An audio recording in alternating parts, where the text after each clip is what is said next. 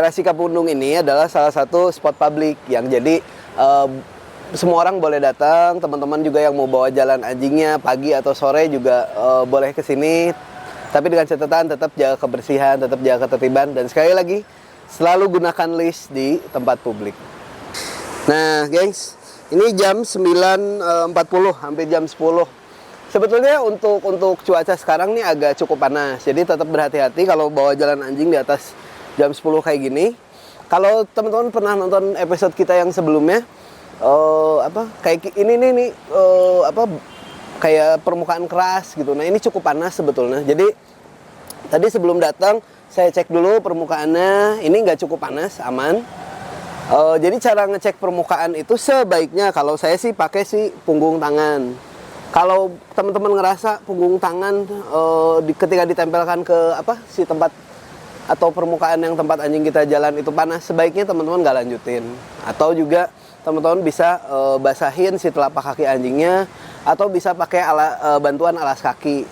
Alas kaki, pakai sepatu anjing dong. Sebaiknya sih saya lebih suka pakai kaos kaki.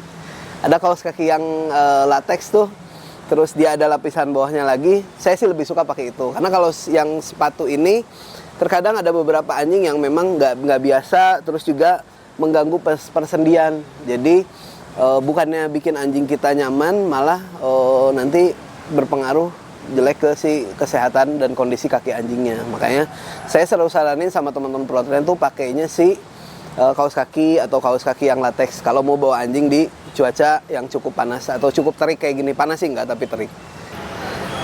Nah, gengs, nggak cuman buat jalan-jalan, tapi sebenarnya banyak juga spot yang kalau kata anak sekarang instagramable. Teman-teman bisa foto, salah satunya di jembatan ini, terus ada tembok sebelah sana juga lucu, nanti kita liatin deh. Jadi nggak cuman kita hanya jalan, kita juga bisa nikmatin suasana yang enak, si spot-spotnya buat foto-foto IG kita juga bagus gitu, terus gemericik airnya juga bikin tenang. Jadi saya saranin ini salah satu spot yang mudah dijangkau. Ini di tengah kota. Terasi Kapundung ini di dekat Babakan Siliwangi gitu. Jadi teman-teman kalau lihat di Maps cari aja si Terasi Kapundung. Nah, sebenarnya saya juga nggak cuma pengen nunjukin si Terasi Kapundung sih. Jadi sebenarnya dekat Terasi Kapundung ini ada yang namanya salah satu kampung terbersih di Kota Bandung. Lagi in banget sih teman-teman yang kan sekarang lagi banyak yang morning run ya, atau yang memang suka jalan-jalan keliling kota, jalan kaki gitu. Ini cukup lagi in si tempatnya, namanya kampung terbersih di Kota Bandung. Enak banget tempatnya, asri banget. Nanti juga kita janjian nih sama Kang Imam, ada spot ngopi juga, kita bisa sambil ngopi, kita bisa lihat si area sekitarnya juga. Terus juga aman banget buat bawa anjing karena nggak ada kendaraan hilir mudik. Nah, geng, sekarang kita udah ada di tempat yang namanya Kampung Pelangi. Lokasinya sebelahan banget sama Terasi Kapundung. Gampang banget nyarinya. Kalau teman-teman parkir di Terasi Kapundung, tinggal jalan sedikit ke sebelah atas, langsung nemu Gang Ohim namanya. Nah, langsung masuk ke sini yang namanya Kampung Pelangi. Ini baru depannya aja udah oke banget nih, udah asri banget, udah hijau banget. Udah bersih banget. Kita lihat nanti ke dalamnya kayak gimana. Dan kita janjian sama Kang Imam juga di dalam. Yuk.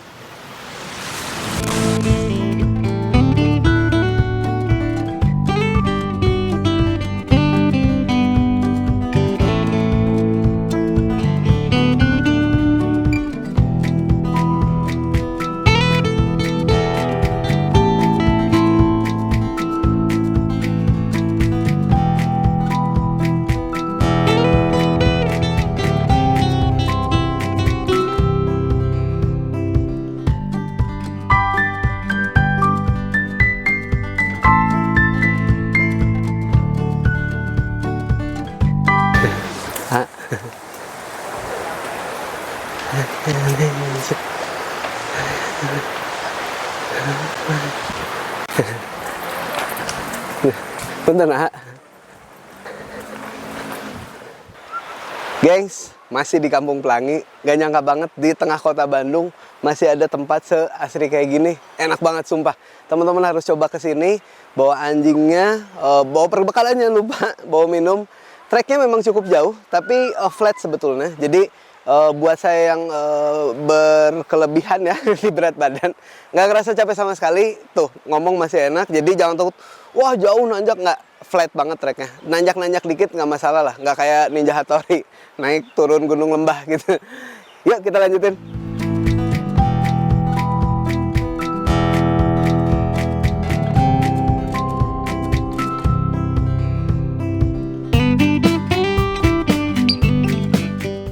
Sampai kita ke section kedua namanya Kampung Cibarani. Ini dia kampung yang bebas sampah gitu. Jadi setelah perjalanan tadi di Kampung Pelangi lewat Gang Ohim sampai kita ke Kampung Cibarani. Nanti ada spot kopi di dalam, kita bisa ngopi-ngopi, bisa jajan-jajan. Terus juga lebih bersih lagi tempatnya. Kita lihat lagi ke dalam yuk.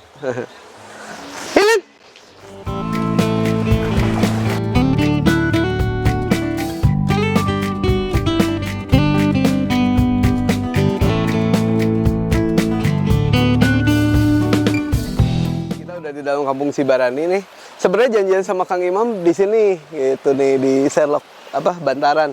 Ini enak banget. Nanti kalau teman-teman kesini pas weekend bisa banget ngopi di sini, tetap jaga kebersihan tapi ya jaga jarak. Kita bisa ngopi, makan seblak pinggir sungai. Cuma sayangnya hari ini lagi tutup gitu. Jadi tadi nanya memang lebih sering buka di weekend. Jadi kalau teman-teman weekend kesini nggak usah takut, pasokan kopi seblak buat teteh-teteh aman. Tapi sekarang kita ke Teras Gandok namanya. Janjian sama Kang Imam jadinya di sana. Kita ngopi di Teras Gandok. Yuk. Wah.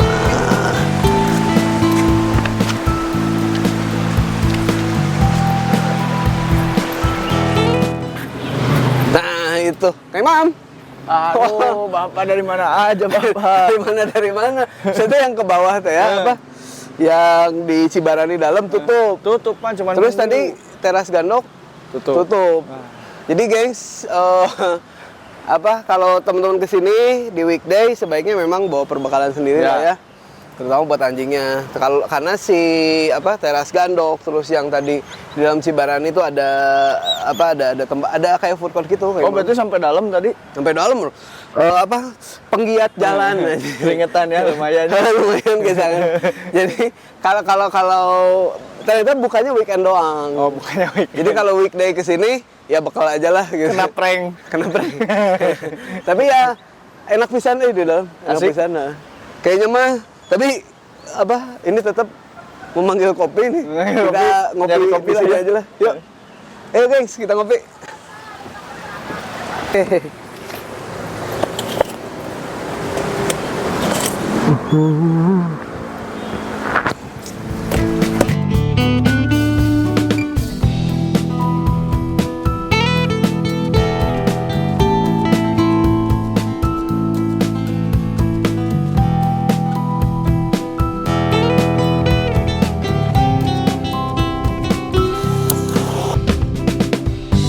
Akhirnya mau buka warung sorangan ya.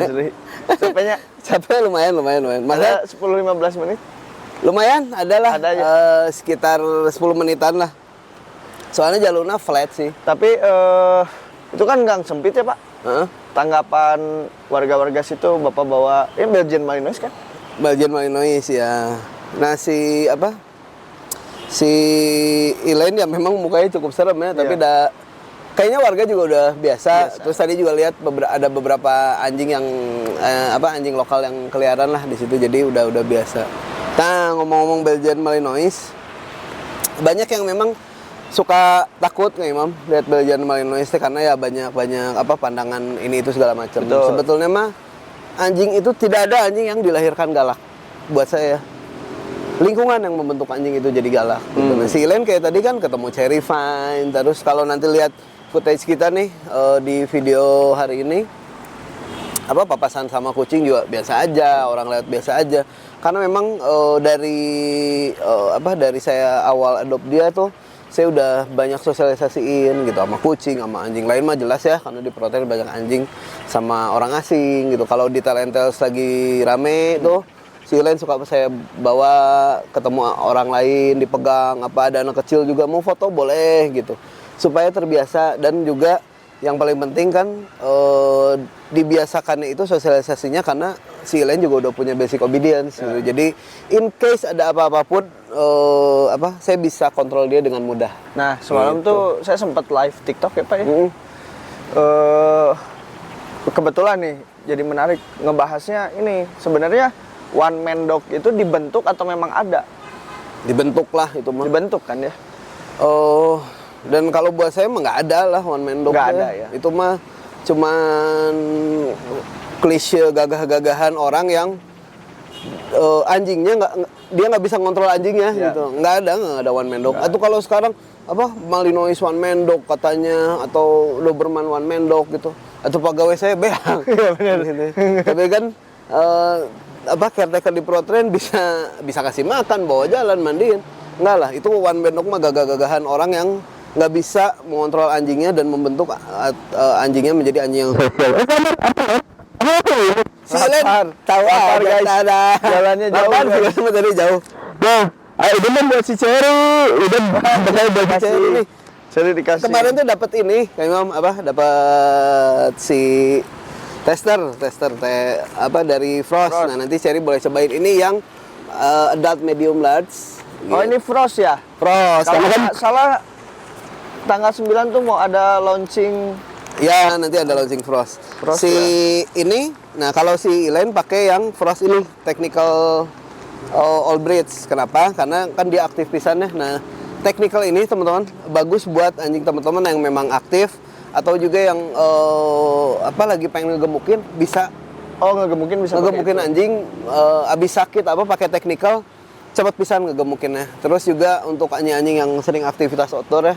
Kalau enggak kayak anjing-anjing di Bandung Siberian Husky kan sering jalan tuh Hiking, gitu, ya. hiking itu kan udah dari lama anak-anak Bandung Siberian Husky sering jalan. Cocoknya pakai dog food ini. Ini proteinnya tinggi, menunjang aktivitas tinggi. Kalau saya pakai buat anjing-anjing agility, kalau enggak anjing yang memang energinya tinggi kayak si Elaine, tapi memang tidak disarankan untuk anjing yang banyak diam di rumah. Namun kalau nggak ada aktivitas, nggak ciga kolecer.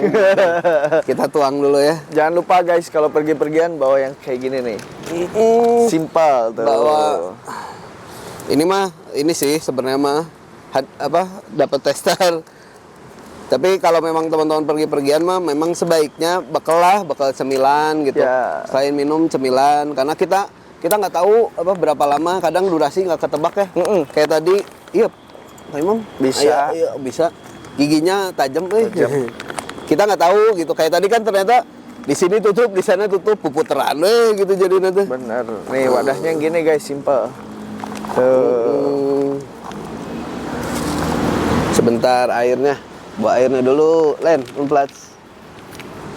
Tinggal saya bisa sulap. Oh, Cai, datanglah. Lu dina kantong. Kantong. Halusnya bisa dikolengin.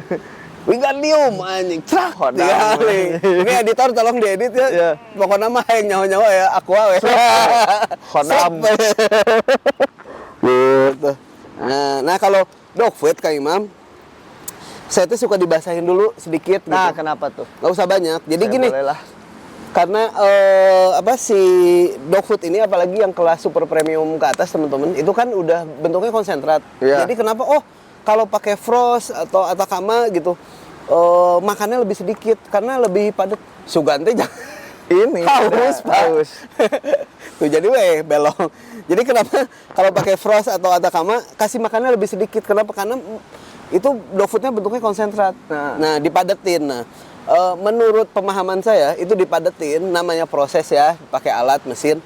Suka ada udara yang kejebak dan memang benar. Jadi kalau teman-teman coba dog food itu sebelum kasihin, kita kasih air, siram air dulu, kasih 1-2 menit dia buat si bubblingnya keluar gitu. Jadi ada udara-udara yang keluar. Nah, itu juga salah satu yang ngebantu supaya perut anjing nggak kembung. Oh gitu. Jadi anjing teh nggak gampang kenyang gitu. Kenyangnya itu karena kembung gitu. Jadi kita bebaskan udara-udara yang terperangkap ini di dog food.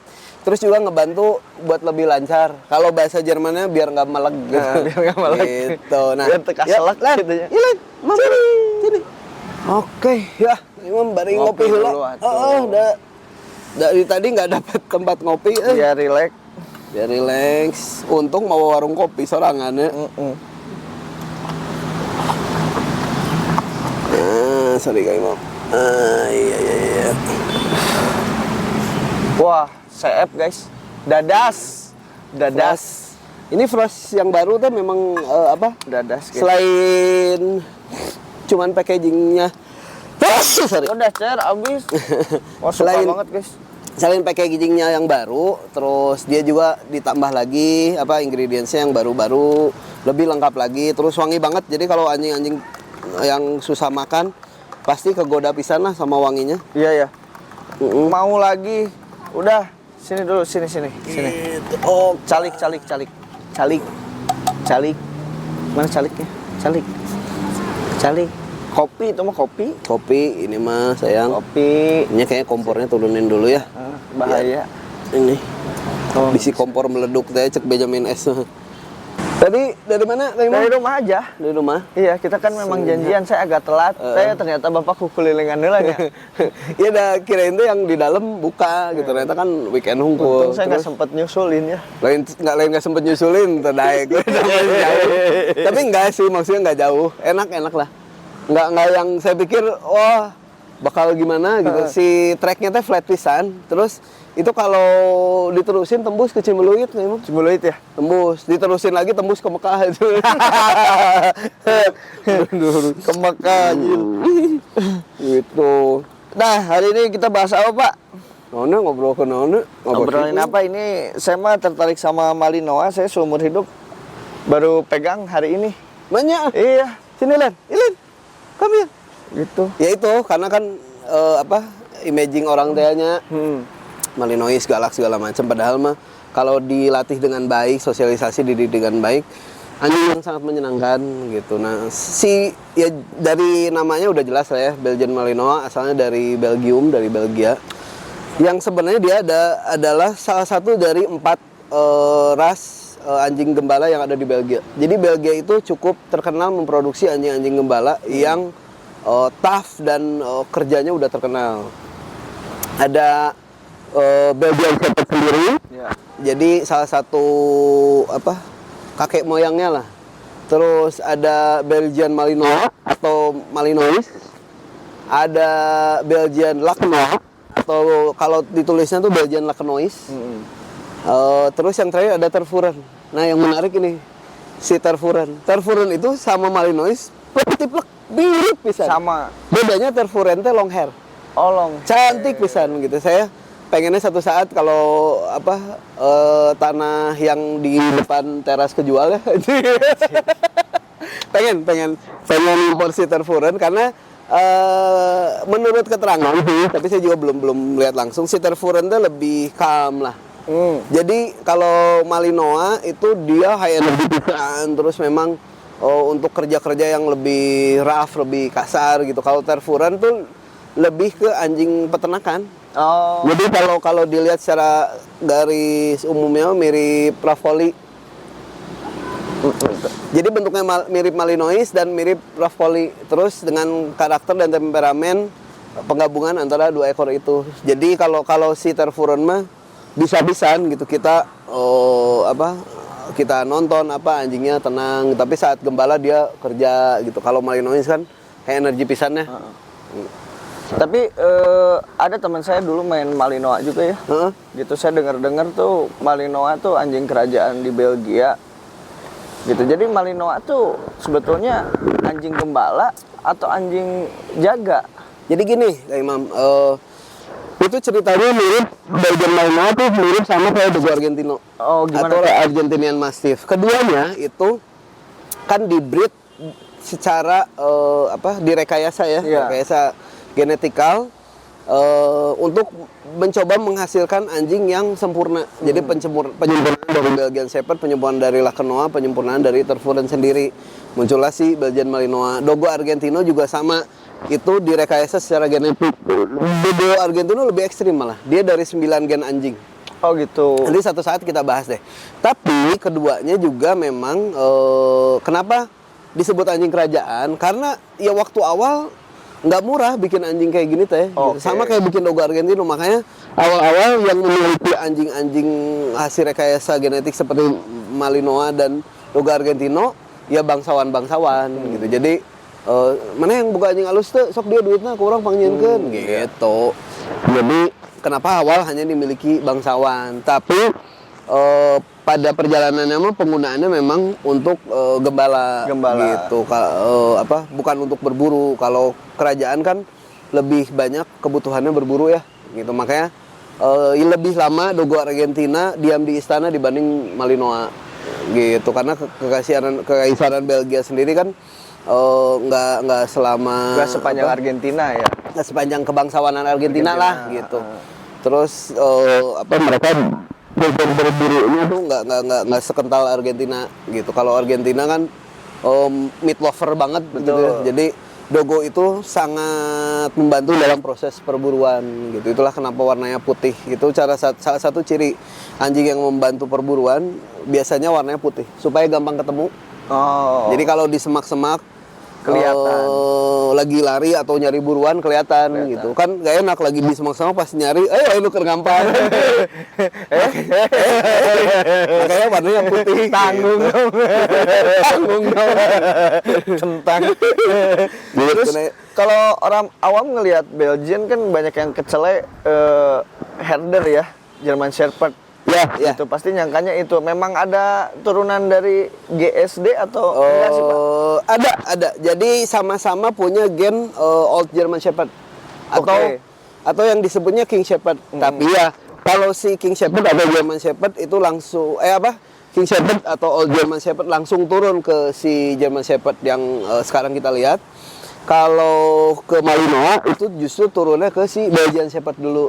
Nah, dia kan turunan dari si Belgian Shepherd-nya sendiri gitu. Jadi nggak ada beberapa panca kaki lagi lah gitu. Kalau Belgian. Nah, kalau di mata Pak Hasbi kan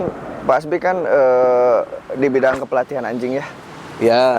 Belgian masuk salah satu anjing favorit nggak sih buat di dunia kepelatihan anjing? Di dunia kepelatihan jelas lah. Maksudnya anjingnya cenderung sangat komunikatif. Oke. Cenderung mudah untuk dilatih, tapi memang tricky. Tricky maksudnya gimana tuh? Nah, kalau melatih Malinois sama Border Collie mirip-mirip teman-teman. Jadi sebisa mungkin kalau saya emang ngerumus gimana? Jadi bukan pada unggul ngerumus.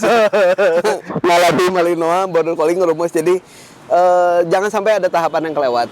Oke. Gitu. Kalau ada tahapan yang kelewat, anjingnya bingung karena mereka nempel teh. Kalau ada satu hal kita ajarin, nempel pisan. Kalau yang nempelnya salah, menerkeun eta. Contohnya banyak hal gitu. Misalnya kita ngajarin sit, duduk, kakinya nyamping. Bagusnya kan kakinya kayak gini gitu. Kalau di awal udah kita pas kakinya nyamping kita reward good, bener. Itu tuh ngerubah itu susah pisan. Oh gitu. Jadi sebisa mungkin memang secara sistematik ngelatih baik Malinois atau Border Collie. Border Collie juga sama gitu. Cuman Border Collie lebih happy go lucky ya. Kalau Malinois kan lebih tegeg gitu, agak ada keras kepalanya.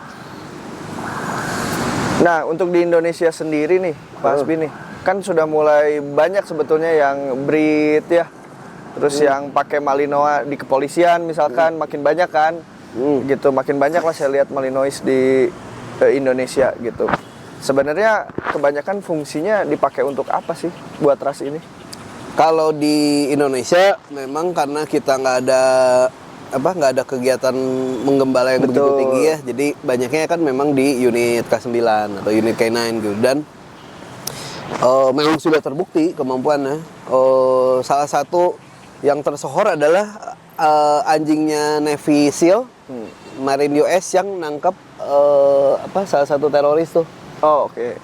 Kebong teroris itu dia dengan kekebatannya, ketangguhannya ya, dan kepelatihan yang baik ya, bisa turun di medan perang. Dan kalau kita lihat di marinir itu anjing tuh bukan oke shit itu ada musuh kejar, enggak, dilempar dari helikopter terjun. Iya, ada yang terjun ya. Kalau terjun mah dia bareng sama si pawang ya. Cuman yang pre landing tuh karena gini, biasanya kenapa ada pre-landing pas mau mendaratnya musuh udah lari kan. Nah pas lagi pre-landing tuh sekitar 1-2 meter di atas tanah, Malinois teh udah loncat. Udah bisa loncat. Sekeren itu gitu anjingnya. Karena ya kemampuan kaki mereka menopang loncat dari ketinggian juga bagus gitu. Terus si postur yang baru-barunya juga besar. Jadi sebisa mungkin paling Malinois yang dadanya busung. Kenapa? Daripada yang nu busung lapar. Jadi yang dada busung ini menunjukkan teman-teman, menunjukkan seberapa besar volume udara yang dia bisa tampung. Semakin banyak volume udara yang bisa dia tampung, stamina-nya semakin bagus. Gitu, Imam. Jadi kalau confirmation show atau boxing, wah dadanya gini, kakinya gini, itu tuh bukan cuma keindahan, memang mengacu ke fungsi. Oh iya, oke. Kayak kan orang lihat apa sih confirmation show gitu atau dog show gitu, cuman pak indah-indah anatomi itu ada standarnya. Memang sebaiknya ras itu harus misalnya ras Malinois harus gini, Samoyed harus gini, kayak letak telinga harus gimana, terus posisi mata gimana, warna mata, kayak logikanya ya letak telinga atau letak mata, kalau mata atau yang disebut fish eye berjauhan nanti juling, penglihatan nggak bagus. Iya, betul. Jadi masuk ke kategori anjing yang kurang bisa bekerja gitu. Atau misalnya jumlah gigi harus lengkap, ya digigitnya harus bagus. Ya. Kan kalau giginya nggak lengkap, jangan kan anjing singa ompong wae pas gigit. Aduh. Gitu. Alat gitu. Nah, gosip sedikit boleh nggak sih di channel dirimu? Boleh gosip sedikit ya.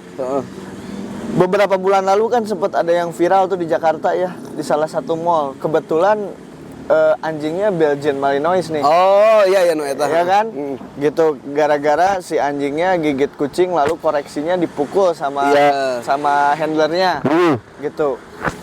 Nah, ini pas banget nih kita nanya ke orang yang tepat ya, yang proper. Di dunia kepelatihan ya, ngomongin Malinois aja. Gitu. Sebenarnya yang dilakukan oleh Satpam itu tepat atau tidak tepat menurut Pak Hasbi? Abu-abu, Grey sebenarnya mah, karena masih banyak cara yang bisa dilakukan. Tapi kalau saya memandang sebagai seorang pawang gitu, itu namanya insiden, namanya juga celaka gitu. Jangankan bicara anjing gigit kucing dipukul gitu, teman-teman di Soledad wae yang biasa ngomong astagfirullah jadi ngomong anjing. Benar, itu benar. Insiden. Ya. Jadi kita nggak bisa, lu salah nggak gitu. Dan waktu itu kan videonya viral mukul teh tanpa backgroundnya dulu. Makanya teman-teman kalau ada apa-apa cari tahu dulu lah informasi yang lengkap. Waktu itu juga pas kasus itu rame, banyak yang minta pendapat saya, tapi saya bilang saya pengen lihat video lengkapnya dulu gitu. Bisi kan. Saya waktu itu nggak ngira ngigit kucing gitu, mungkin bisa berbalik ngigit pawangnya sendiri gitu, atau ngegel sigi kan lumayan ya. ada ngigit gigi, kamu seret gitu. Jadi kalau ada kejadian seperti itu gitu, memang kalau teman-teman punya anjing-anjing yang punya potensi menggigit ya, sebaiknya teman-teman punya breaking stick. Nanti teman-teman bisa cari yang namanya breaking stick. Editor tolong ya breaking stick aja ditampilin. Oke. Nggak gawain editor. Tapi itu bisa dibeli dengan mudah di market shop, atau teman-teman bisa bikin sendiri juga gampang bisa dari kayu supaya lebih mudah dibawa. Kalau saya sendiri saya pakai yang plastik. Kenapa pakai yang plastik? Yang buatan udah dibuatin sih. Jadi kalau breaking stick itu penggunaannya pas anjing lagi gigit, daripada kita cengkram mulut. Nah, kan kemungkinan gigit kita lagi ya. Breaking stick itu dia dipakai caranya diganjelin ke sela-sela gigi kayak Imam. Sela-sela gigi ditwist terus diangkat. Jadi dongkrak lah gitu. Namanya breaking stick. Kan lagi ramai kasus penggigitan ya. Terus ya saran saya mah bagi teman-teman yang punya anjing yang punya potensi gigit juga bawa. Kalau enggak teman-teman yang punya anjing kecil gitu ya. Lagi-lagi saya selalu kampanyekan hati-hati bawa anjing di ruang publik gitu. Mau anjing kecil mau anjing gede. Anjing kecil juga kan bisa jadi korban serangan anjing gede. Betul. Gitu. Dan kadang tidak selalu anjing gede juga yang salah. Anjing kecil bawel nge-trigger. Anjing gede kercicik nge-trigger ya. Atau ngendus ngedeketin. Kadang orang yang punya anjing kecilnya itu kenalan.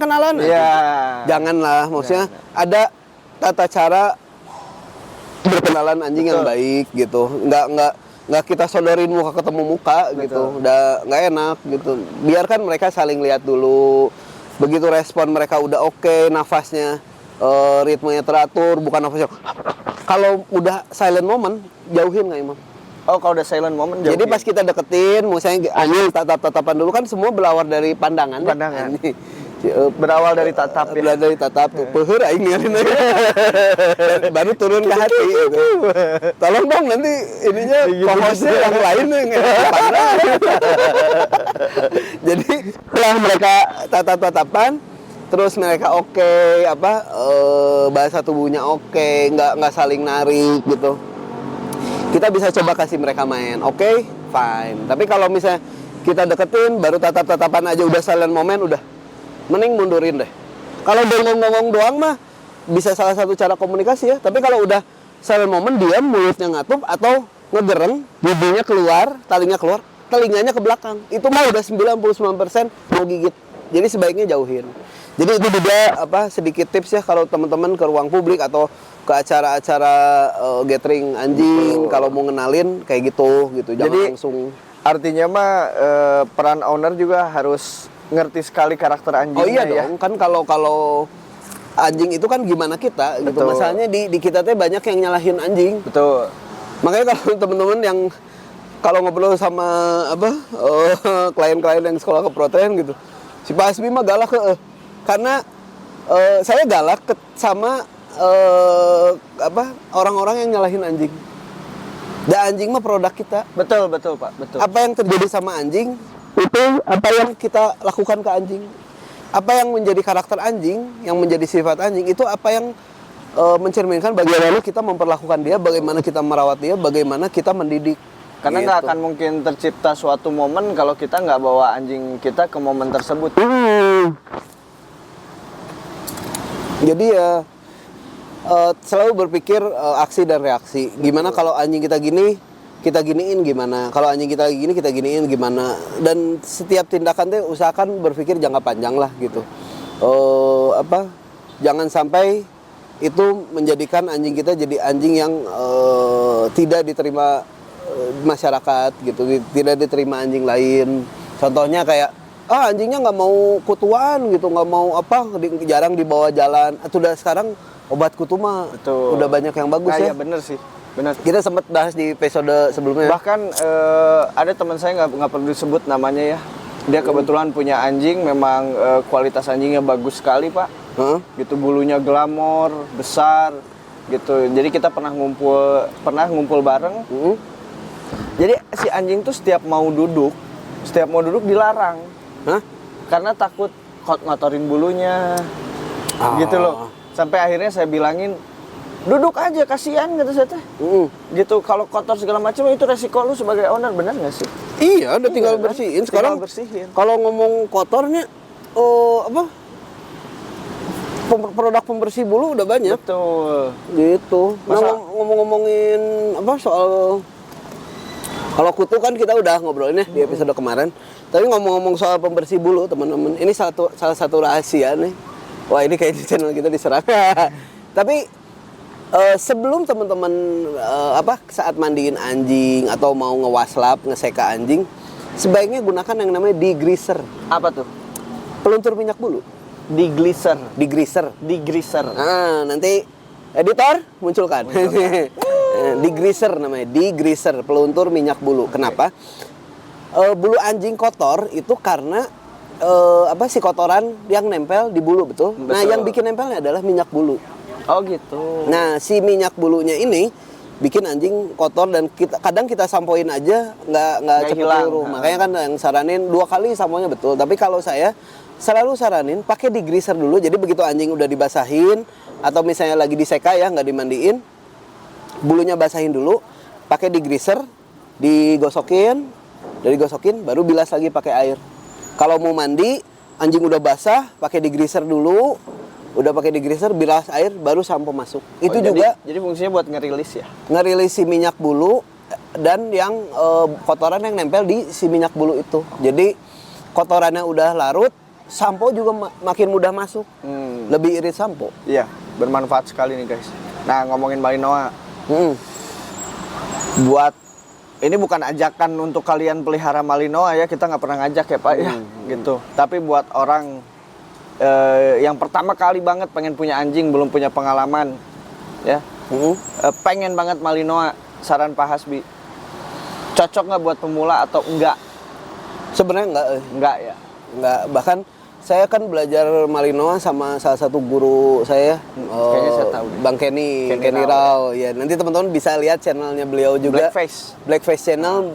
Beliau bahas banyak tentang Malinois. Oke. Beliau udah paling jago lah soal Malinois. Tapi saya pun bertanya pertanyaan yang sama gitu, karena Bang ini klien gue banyak yang pengen pelihara Malinois nih. Gimana menurut lu nih sebagai yang udah lebih lama dan lebih paham Malinois?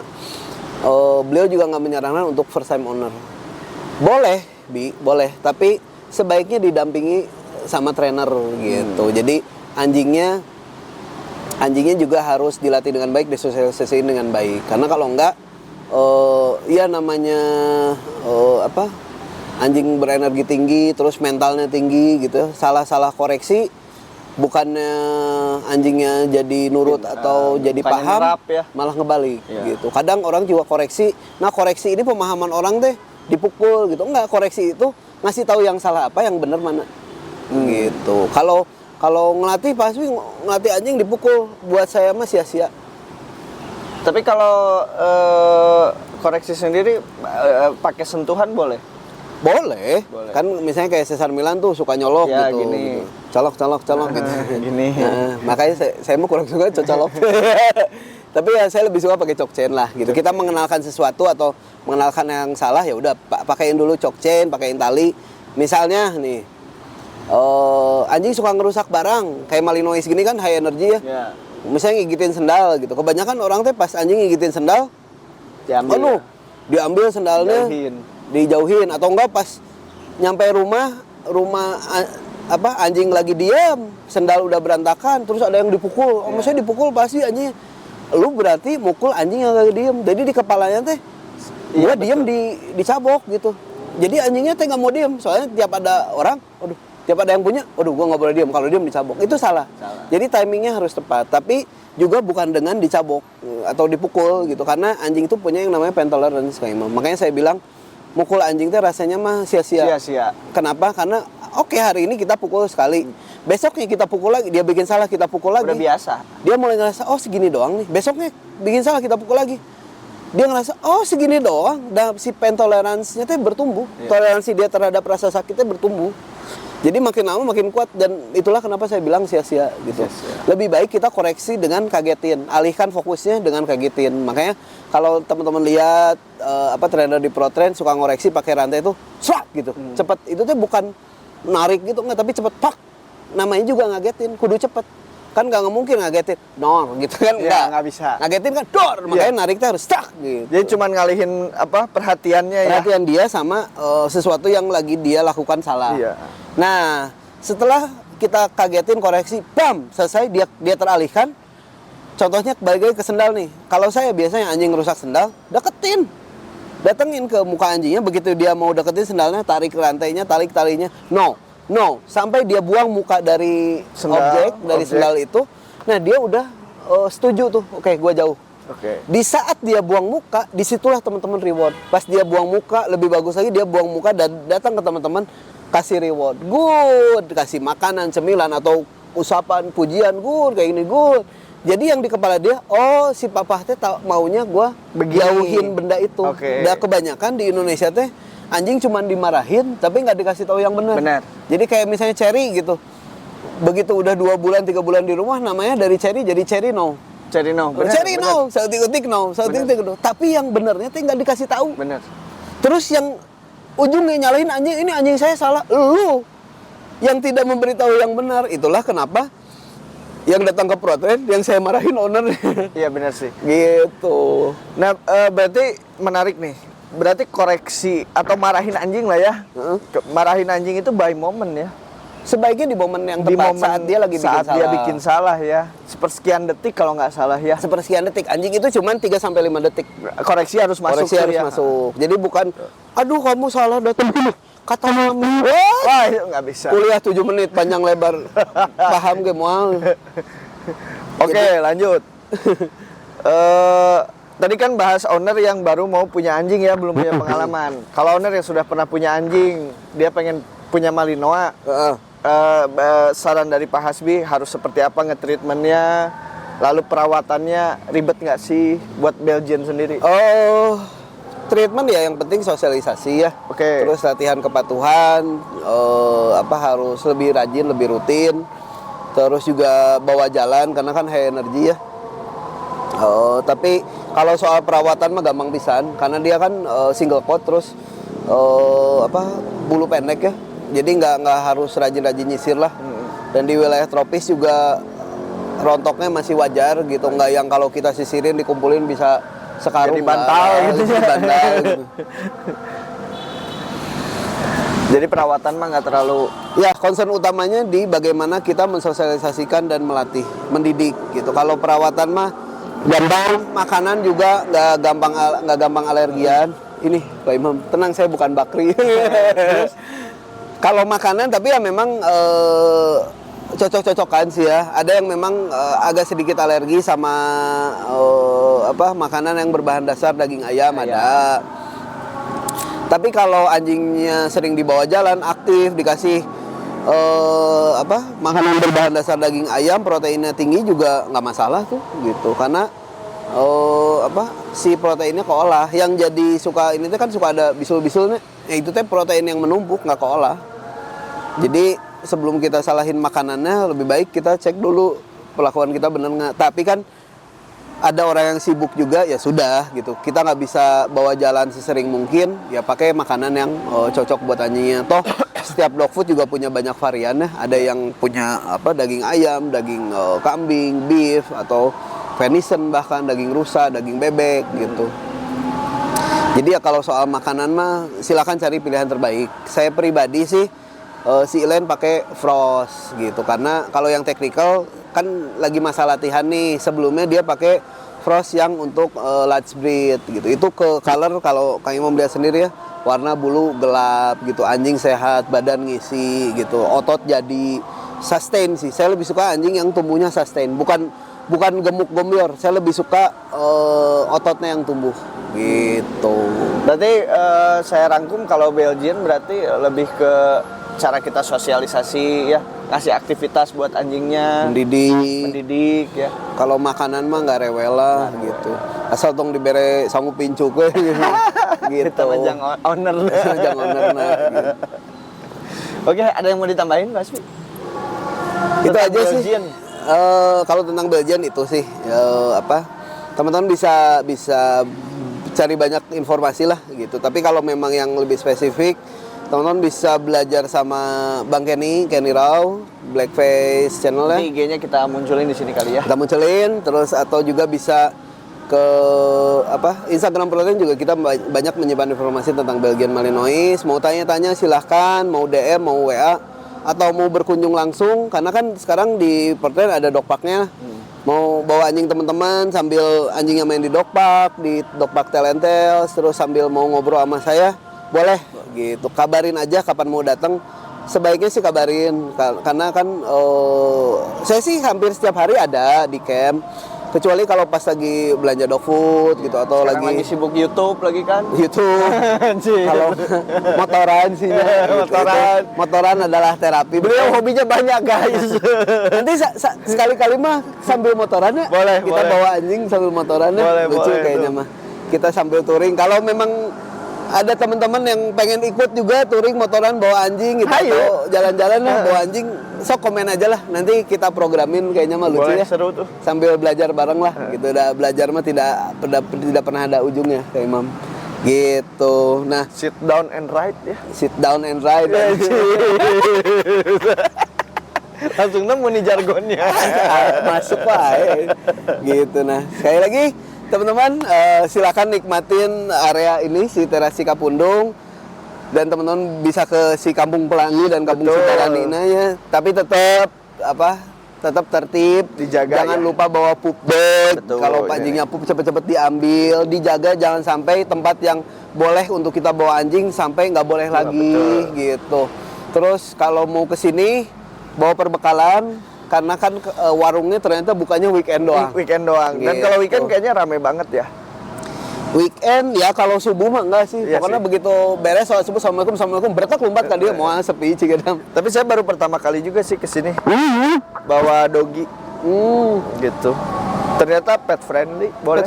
Well, dan orang-orangnya juga menerimanya Welcome ya. cukup enak ya gitu. Selama kita tertib kan tadi kalau lihat teman-teman lihat footage-nya saya tuh jaga tali pendek. Kalau teman-teman bawanya gitu-gitu ya tuh orang kayak keganggu Iya. gitu. Bukan masalah si lain udah dilatih enggak. Toh anjing tidak terlatih juga kita bawanya tertib, orang juga akan nerima kok. Itu aja. Kalau teman-teman pengen pembahasan lain atau ada spot nih, Basmi coba ke spot ini, boleh komen aja di bawah. Jadi tetap support channel kita, komen, like, dan subscribe. Itu aja. Ya, Kang Imam, sampai sampai ketemu ketemu di video selanjutnya. Bye.